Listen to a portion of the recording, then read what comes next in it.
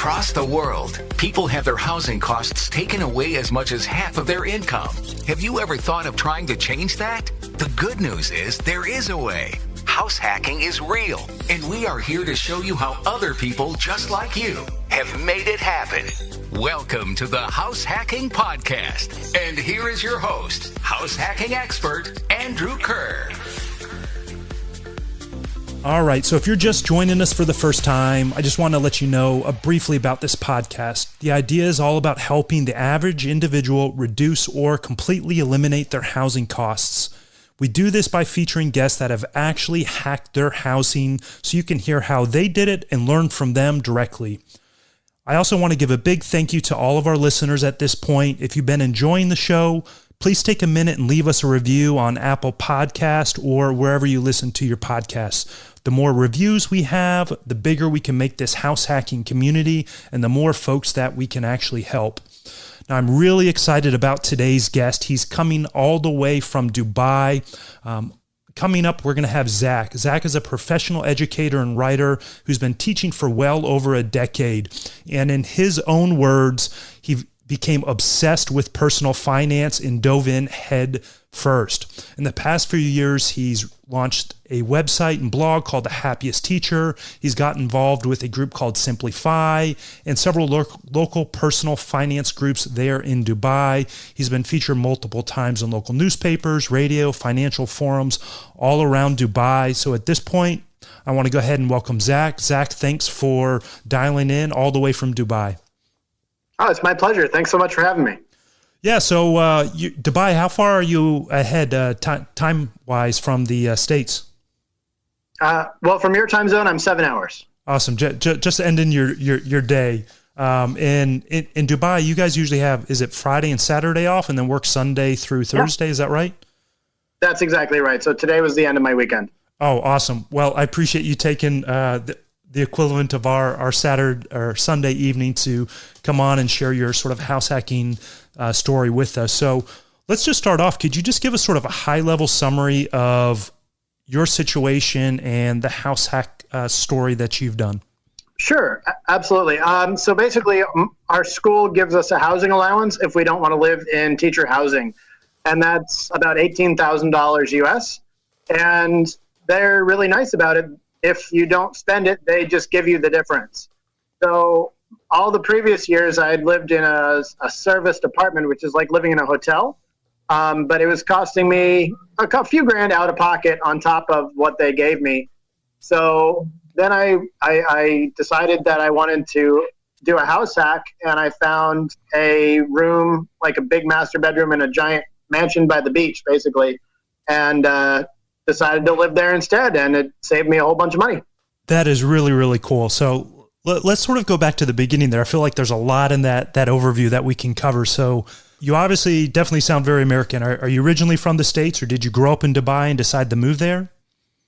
No, I grew up in the States. I'm a Navy brat. My dad's in the Navy. And then as soon as I graduated college, I moved overseas. I knew that I wanted to be a teacher and do it internationally. And I've basically been doing it since I was about 21. And so this is my fifth country at this point. Oh, very cool. So when you were first thinking about moving overseas and teaching, did you realize that there's this idea of being able to get your housing covered, or how'd you first sort of learn about even teaching overseas, or did that idea really sort of come up in the first place?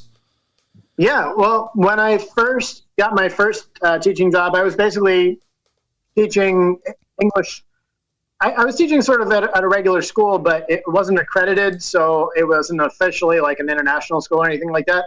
So they didn't provide your housing, but I heard about teachers who were teaching in international schools, proper ones like I'm in now, and I heard that they were making, way, way, way more money, and their housing was covered, and that sounded like a really good deal to me. And so I went back, I got my master's, got properly certified, taught in the States, and then I came back overseas as soon as I could to work in international schools, and there where they were providing my housing. And then one time when I was in Bahrain, I actually sort of house hacked before I ever knew house hacking was a thing. I just basically, my friend and I split a villa, and it was like, again, probably how much did I save a month? I think it was about $400 a month I pocketed off of that deal too.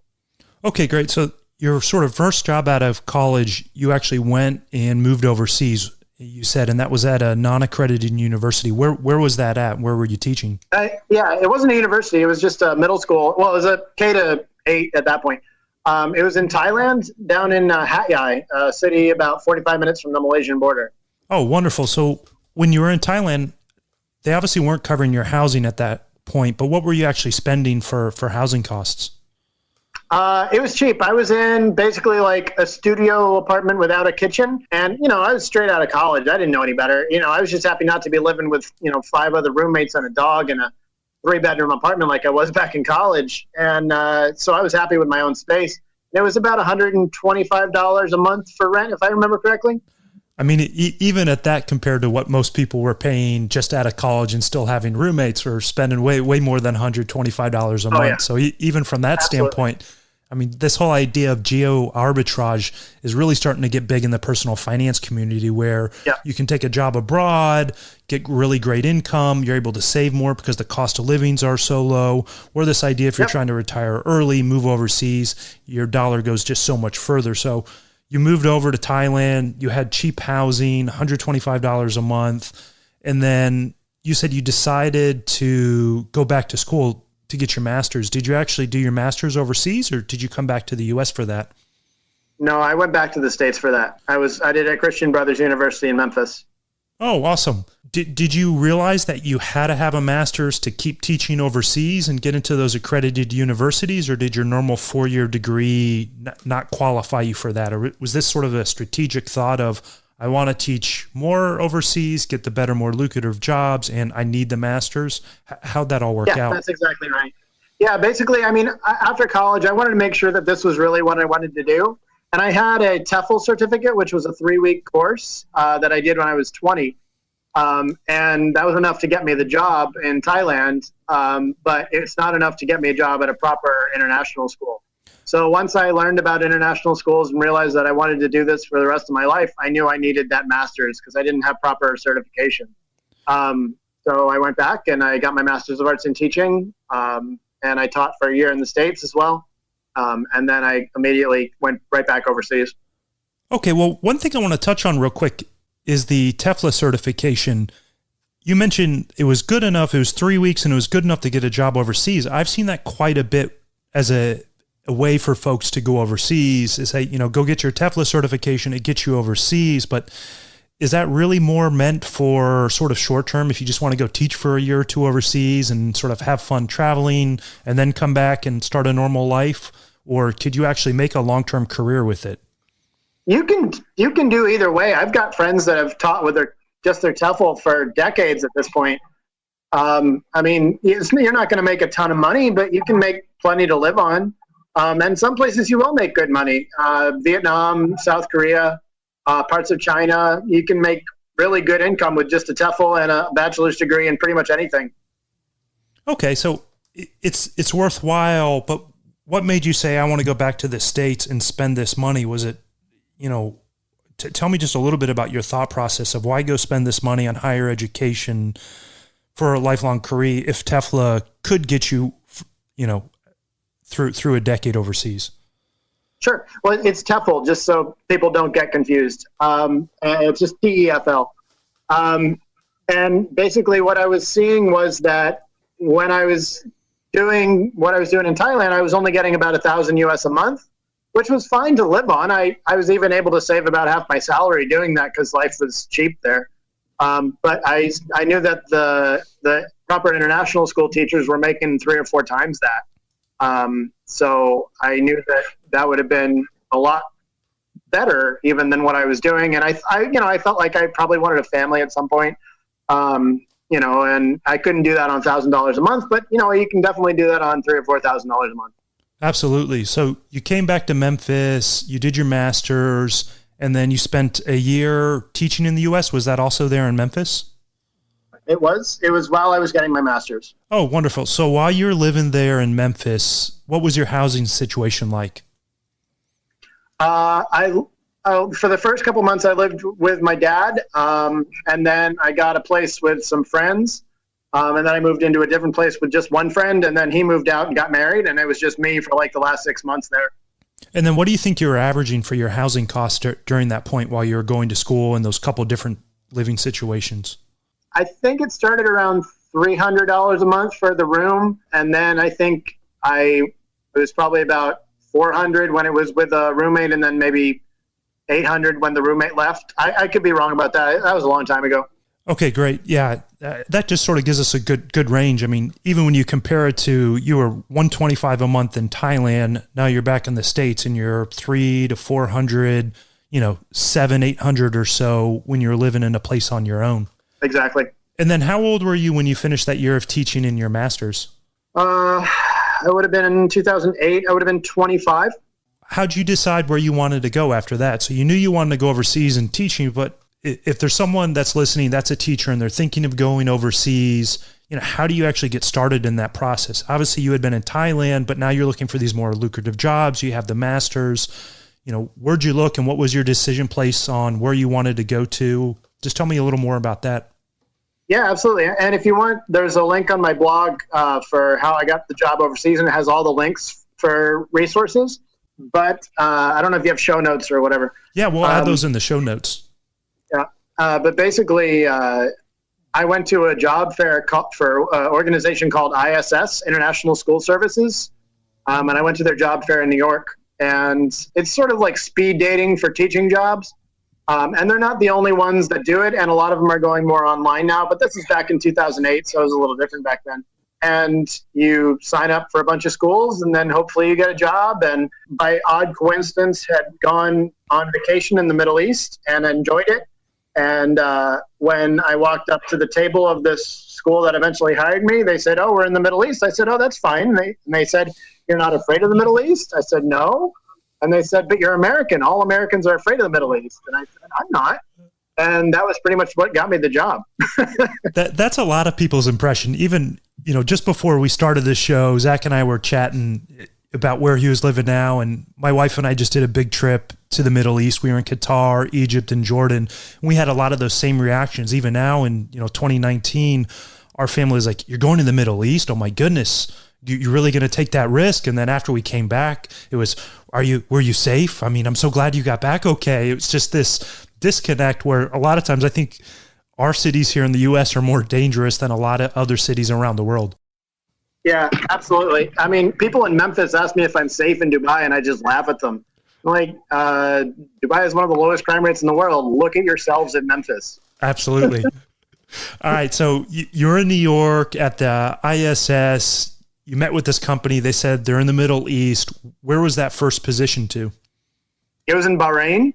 Give me a little bit of context on this situation. Was it specifically, were they the first company that you met with, or were they the one that basically said, we're in the Middle East, here's the best package? Did that draw you in, or was it the fact that it was actually in the Middle East that drew you in? Why'd you choose that organization? I really liked the director, the one that did the interview with me. I just felt a really nice connection with him. And, the package seemed good. And the only other place that offered me a job that year was in Myanmar. And I just wasn't feeling good about the junta back then. It's a little more liberal there now, but back then it was still pretty repressive. So Bahrain seemed like the better option. So I took it. Very cool. Very cool. So do you have any sort of best practices or tips for folks that are, maybe they're teachers here in the U.S. and now they're thinking of going overseas? Was there any negotiation room in that package, or was it sort of set, here's what it is, you take it or you leave it? What were any best practices on how to vet schools?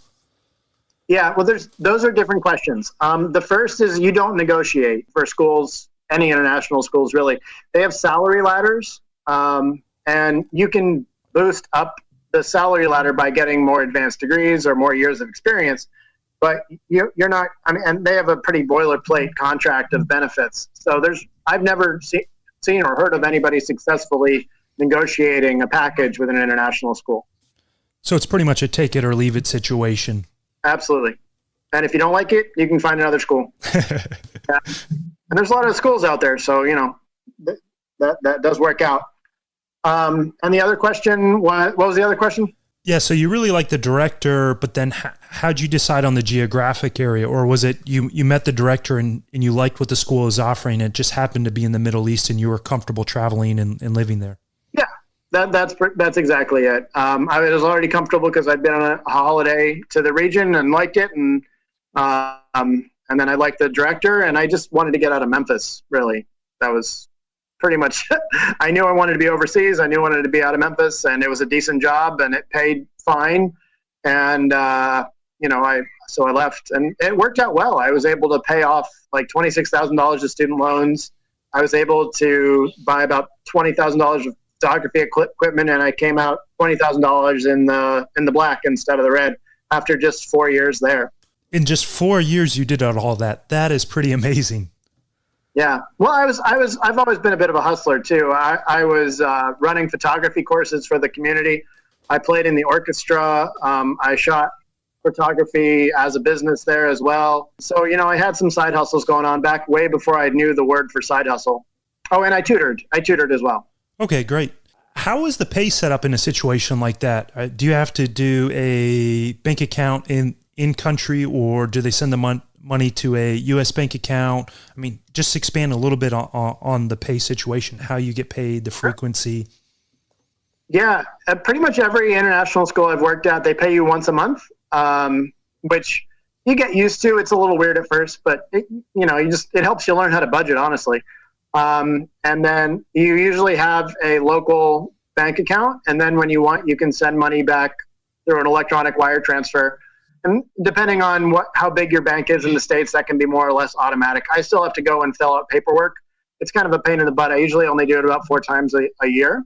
But they've never lost my money. So that's good. And then from my US bank account, I transfer that into my investments. Very cool. So with your pay package in Bahrain, did that include a housing stipend, or did they have like dormitory style housing for you? Can you explain that a little bit for us? Yeah, sure. What they had for us, the teacher housing, was actually quite nice. It was 2-bedroom apartments, sometimes 2-bedroom and an office for each teacher. But then 1 year there, I did take the housing allowance and I split it. I split a nice little villa with a friend of mine, and we both ended up saving about $300 or $400 a month that way, based just on our housing allowance. But then I went back into teacher housing because I liked it and my friends were there. I mean, that's incredible. Even with the teacher housing, you're getting a 2-bedroom place or a 2-bedroom place with an office to yourself. And then even when you moved out with a friend, you're getting this cool villa. You're not even using the whole stipend to cover that cost, and you're saving money on top of that. Yeah, it's basically just giving yourself a raise to live in a cool little spot with a friend. It's not too bad. Yeah, definitely a good way to hack housing. And then tell me a little bit about the tax situation. So if you are overseas for a long enough period of time, do you actually have to pay, federal taxes here in the U.S. on that money you earn overseas, or are you exempt at all?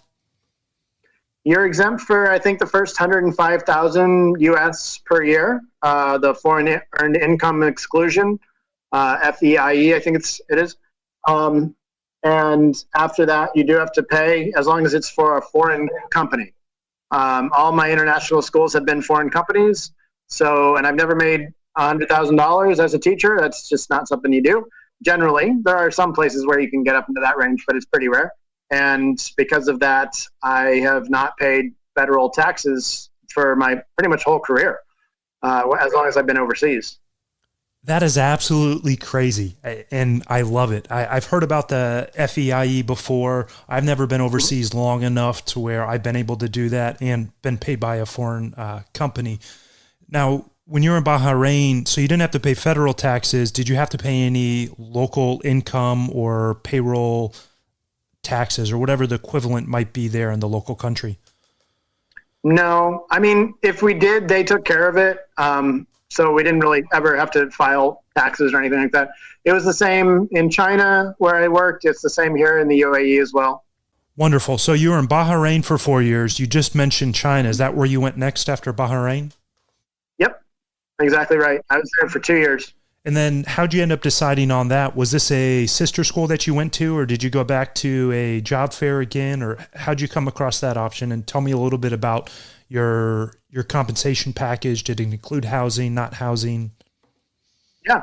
So in China, I got the job through the same organization, ISS. I actually sort of had the job before the job fair, although I did go to the job fair. We basically had a Skype interview, which is how more and more of them are happening. So basically, I got the job in China. And again, I had a nice 2-bedroom apartment with an office by myself. And we lived on campus there. I was out a little bit far out from the city, about an hour and a half from the city center. Down in southern China, near Hong Kong. Yeah, so our pay there was a bit higher than Bahrain, but not a huge amount. But I was still able to save about 20,000 US a year there.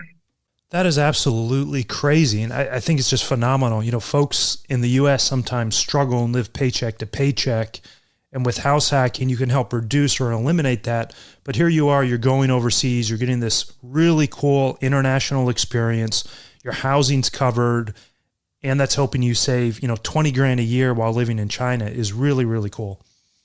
Yeah, absolutely. And I've gotten so good at it here. I just saved 43 last year. Oh, while you were working in UAE? Yep. Man, that is phenomenal. That is phenomenal. That is really helping you get ahead financially. So if you're saving 40,000 a year, what are you actually doing with that money? Because I'm guessing you're not getting with these jobs any sort of 401k or sort of retirement pension, anything like that. Are you sort of left to do that on your own? And is that what you're investing in? Yeah, basically. And they do every year. They have to legally set some money aside that they give you at the end after when you leave the job. So when I left, this is my second job in Dubai. My first one, I was there for 2 years. And I got about, $3,000 or $4,000 that way. And then I'm going to be leaving at the end of this school year here. And it'll probably be closer to $5,000 or $6,000. And is that geared more towards the retirement or more just to help you transition back home and have some money to live on for a couple of weeks or a month or two until you find your new job? They call it like an indemnity or the retirement payment. So I don't know. You can use it however you want. And when your contract ends, do they actually cover a flight to your next destination, or do they give you a certain allowance? Yeah, they will give you the amount of, they'll either buy you a ticket to your home of record, or they'll give you the amount of money for a flight to your home of record. That sounds like a pretty good deal overall. They pay to get you there. They pay you a decent salary, give you a place to live. You're able to save a bunch of money, and then they give you a flight back home. Yeah, every year they give you a flight back home. Oh, that's wonderful. So you can go back and see family for the holidays. Yeah, they do it in the summertime, but you could always stay around in the summer. Like, you don't want to stay around in the summer in Dubai. It's too hot. You'd die. I can believe that. I can believe that. What are your plans now? You mentioned your contract's getting ready to come up. Are you going to still stay overseas teaching? Or are you thinking of transitioning back to the States? What's next up for you? I never intend to live in the States again, quite frankly. No, I'm looking to move closer to my girlfriend, who is actually in Guangzhou, back in China. So I'm looking at some schools there and I'm in contact with them. And I'd love to get the same school, but I don't think they need any English teachers this year. So I'll probably be looking at other schools in the region. Yeah, that'll be really good if you can at least get somewhat closer to the same country so you don't have to take international flights to see each other. Yeah, exactly. I just bought my my plane ticket to China for Christmas. I just bought that a couple days ago. So yeah, I totally agree. Awesome. Well, I really appreciate you being on the show, but sort of to wrap up this house hacking portion, when you sort of think back through this experience of moving overseas and having your housing compensated for you, what do you think your biggest win or your biggest sort of success from that time period has been? Well, I haven't even gotten to talk to you about what I'm doing in Dubai yet. Did you want me to talk about that? Yeah, absolutely. Okay. So basically, again, here they give you housing allowance. Or did I talk about it? I don't remember. I think I did. But the way it works is here you can live in an apartment, and basically a one-bedroom apartment will cost about as much as your housing allowance unless it's really far out of the city. And then you can get a studio, furnished studio for a little bit less, but then you can go cheaper and do what I'm doing, which is you're sharing a villa. And a villa is just a nice word for a mansion. And basically, the one that I found it allowed me to save about, I don't know, $10,000 over what I was paying before. So I got to pocket a lot of that. And I was a little worried because I hadn't lived with people in a long time. But the room is huge and I share a kitchen. But it's a lot cheaper than living in an apartment by myself. And it's also a third of the commute. So I'm saving money on gas and not having to spend as much time in the car. And I live closer to the beach now, which I like. I was just there today.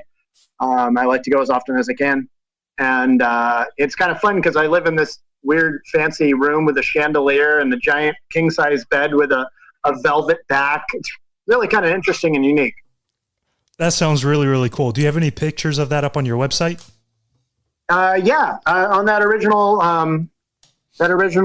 blog post that you saw me from, there's some pictures there. And I look right over the Dubai skyline. It's really close, almost a stone's throw away to, Burj Khalifa and all the crazy giant buildings. So you get to see all that too. It's cool.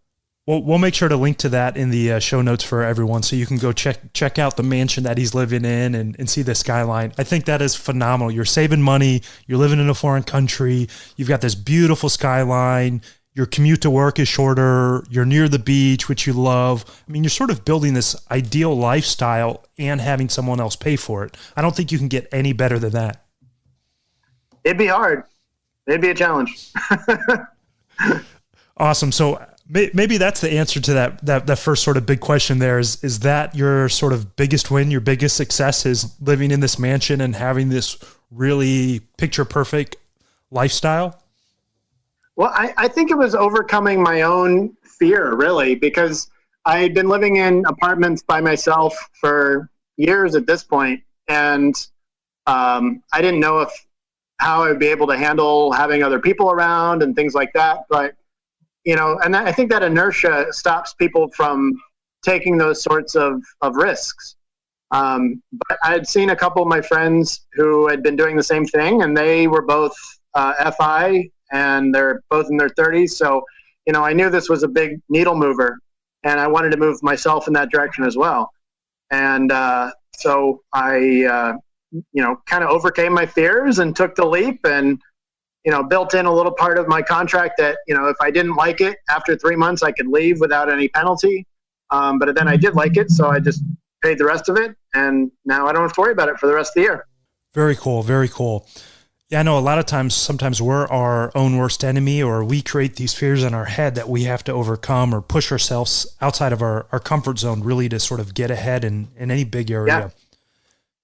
Yeah. And it's sort of like hacking the hedonic treadmill, right? Like the hedonic treadmill can make us, get used to more and more expensive things, but also you can go the other way and you can get used to what you could consider to be less than you had before, because you can get used to pretty much anything. So you can use that to your advantage to save money and build towards your financial future if you just kind of realize that about your own psychology, that you can get used to pretty much anything. Absolutely. So that brings me to sort of the second question, wrapping up the house hacking section. What do you think your biggest failure was through this experience of living overseas, taking teaching jobs, having the housing paid for? What was, if you could go back in time, what was the one big thing you would change or do differently? One thing that I think is a great idea, and I know people that do it, like my assistant principal has been here for about 10 years, I think. And what he's done is he'll have the housing allowance from the school pay his mortgage. So he'll buy a place, and then the housing allowance will pay his mortgage instead of just rent. And then he's left with the property after that, and then he just rents it out. So he's going to come out of Dubai with 3 or 4 properties in Dubai where he's just they're paid off and they're just generating that cash flow. I kind of wish I had done that. So he's really leveraging that housing allowance into creating a little mini real estate rental empires. Yep, exactly. Really cool. And then last question is, would you do it again? I sort of feel like we know the answer to this, but I'll let you officially answer. Would you do it again? Yeah, I wish I had done it a year before. I was actually kind of caught up in this real estate scam last year when the real estate company that we paid our rent to absconded in the night with like 400 people's rent across the city, like millions of dollars of rent. and they left back to India. And the building that we were renting from tried to sue us and have the police kick us out. It was really nasty. So I kind of wish I'd done it last year and then not had to worry about that stress. Yeah, that doesn't sound like a fun situation. Did the school offer to step in and help with that situation or give any advice? They did. They offered to help, but in the end, the police actually helped us and told the hotel that they couldn't kick us out because we had valid contracts, even if the company that we had made the contracts with had dissolved and gone away. That really worked out well from your standpoint then. Yeah, not for the building, but definitely for us. Well, I'm sure the building probably has more resources than all of you folks as individual teachers do. So I'm sure in the long run, they'll be quite okay. Yeah, they'll be fine. They were a multinational chain. Awesome. Well, thank you for being on the show. But before we go, I like to ask everyone the same 6 questions that we sort of called The Famous 6. It's just to draw out a little bit more about who you are and a little bit more of your personality. And it's something we ask all the guests the same question. So you ready for it? Absolutely. Cool. So number 1 is, do you have a favorite personal financial blog or book that you've read in the recently or past year? Yeah, I mean, some of the best blogs are the ones that got me to start. Like Millennial Revolution is probably my favorite. Mrs. Frugalwoods, I think, is one of the most well-written blogs out there. J.L. Collins is fantastic. And of course, Mr. Money Mustache, personal hero of mine. And mine, of course. I love my own blog. I put a lot of work into it. I spent some time reading through your blog. It's pretty phenomenal, especially if I think you're interested in teaching abroad or just want to learn a little bit more about what he's doing. Definitely check it out. We'll put it in the show notes. And all the ones you mentioned, the J.L. Collins, Frugalwood, Millennial Revolution, I'm big fans of all of those as well. Yeah, absolutely. And I run a Millionaire Teacher Club at my school. We got Andrew Hellman speak, and then I kind of followed up, and we have savings challenges, and I have everybody, I try to have everybody read The Simple Path to Wealth. So if I'm going to talk about a personal finance book, Simple Path to Wealth by J.L. Collins is going to be definitely my top number 1 choice. Whenever have anyone asked me about getting their finances in shape or how do I think about saving for the future or planning for retirement, that's the book I pull off my shelf and give them, is J.L. Collins' book. Yeah, and he's actually a really nice guy. He contacted me when he read one of my blog posts, and we've been sort of emailing ever since. And he's just a phenomenally nice human being as well. Wonderful, wonderful to hear. All right, so the second question might not directly relate to you. You're sort of this unusual house hacking story that we wanted to include. Most of the other big ways to house hack are very real estate related, but I'll go ahead and ask the question to see if anything comes up. But do you have a favorite real estate related blog or book that you've read? Bigger Pockets is fantastic. In my heart, I would love to get some rental properties, but not having a W-2 income makes that a little tricky. In terms of getting the mortgage. I'm kind of obsessed with real estate, and also Paula Pant, her blog is fantastic for real estate as well. Yeah, I wish you would still spend more time on real estate. I really like the early years of her blog where she really went through everything that she's done. But yeah, Bigger Pockets is the one that I love as well. I've been following them for years. Early on when I was learning to invest, I jumped on their newsletter and all the different webinars that they had. Yeah, they're phenomenal. All right, so number 3, what is your favorite travel destination that you've been to so far? Oh, man, I've got so many. Probably the most interesting would be Gili Trawangan off of Bali. It's a little island.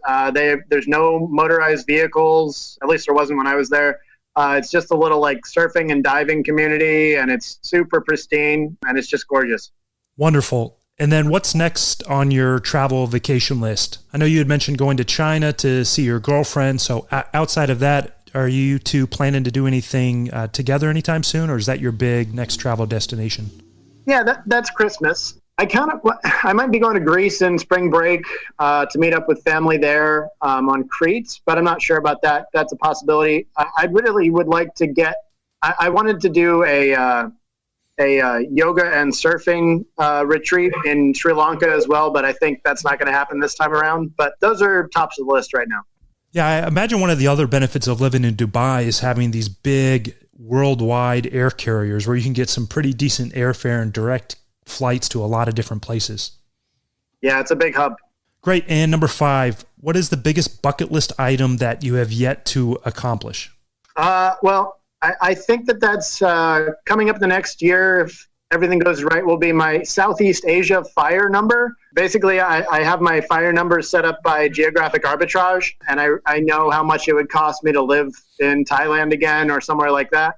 And if everything goes well, that's about 12 months away from me. Well, an early congratulations. Definitely ping me when you hit that number. I will. We can definitely do a little write-up on our blog, and linking over to any special posts that you do to celebrate that.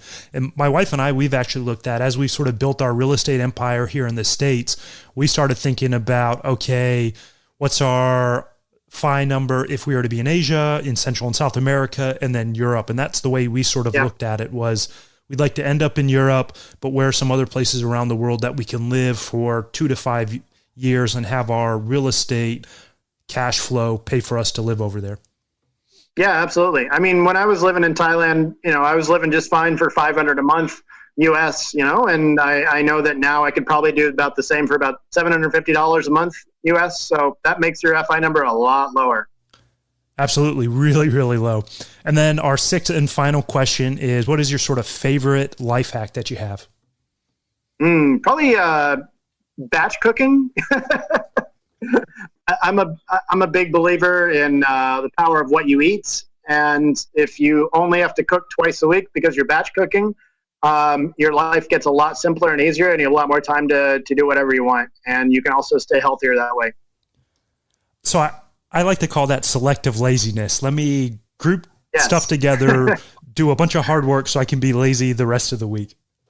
Exactly. If I can just throw something in the microwave, it's a lot easier than having to cook and clean up a meal every other day. I completely understand that. Well, Zach, thank you so much for being on the show. I really love this unique story of how you went abroad. We'll be sure to link to your website in the show notes, and we'll also post some of the other websites and organizations that you mentioned. That way, if we have any of our listeners that want to teach abroad or are teachers that want to go abroad, they can find those references in the show notes. So thank you again. Really appreciate you being on the show. Absolutely. And if, on Facebook, on the Happiest Teacher group, they feel free to join. And, if they want to ask any questions, I'm happy to answer. Great. Thanks so much. Thank you for listening to the House Hacking Podcast. For more up-to-date information on house hacking, to access links and resources mentioned in today's show, and connect with a guest and host, head over to www.fibrei.com. That's www.fibrei.com, where your house hacking journey begins.